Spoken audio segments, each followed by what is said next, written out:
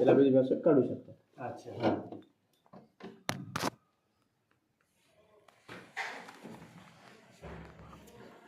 ठीक आहे. इथे मी तुम्हाला लो मिडियम हायजिंग दिलेलं आहे. ठीक आहे. याला सरळ आपलं मिडियमवर ठेवायचं.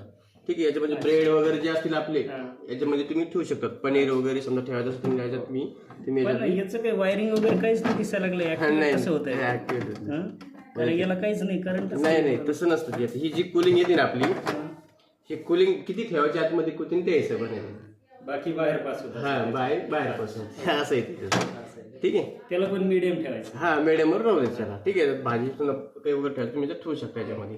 ठीक आहे. भाजीपाला जर तुम्ही याच्यामध्ये ठेवत असाल तर भाजीपाला याच्यामध्ये थोड्या मोकळ्या करून ठेवायचं किंवा बॉक्समध्ये डब्यामध्ये ठेवायचं. त्याच्या कॅरी बॅगमध्ये ठेवायचं नाही. कॅरी बॅगमध्ये ठेवलं काय होतं, ते भाजीपाला थोडं खराब होऊन जातात. म्हणजे कारण की कॅरी बॅगमध्ये काय होतं, मावचर पकडतात ना. त्याच्यामध्ये ठेवून जातं म्हणजे खराब होऊन जातं. त्याच्यापेक्षा खुल्या करून किंवा आपला बॉक्स असतो भाजीपाला जाळायचा, त्याच्यात बी तुम्ही ठेवू शकता. त्याच्यात तुम्ही ठेवू शकता त्याच्यात. ठीक आहे. इथं बी तुम्हाला दोन इथं बी मिडियम दिलेले आहे तुम्हाला. मिडियम हायजिंग लो तुम्हाला जसं वाटलं तर आपण त्या हिशोबाने कुलिंग ठेवू शकतो. तर याला असं साधारण मिडियमवर ठेवायचं. फक्त तुम्हाला आताच तर काही गरज पडणार नाही, पण उन्हाळ्यामध्ये फक्त तुम्हाला गरज पडत लागेल.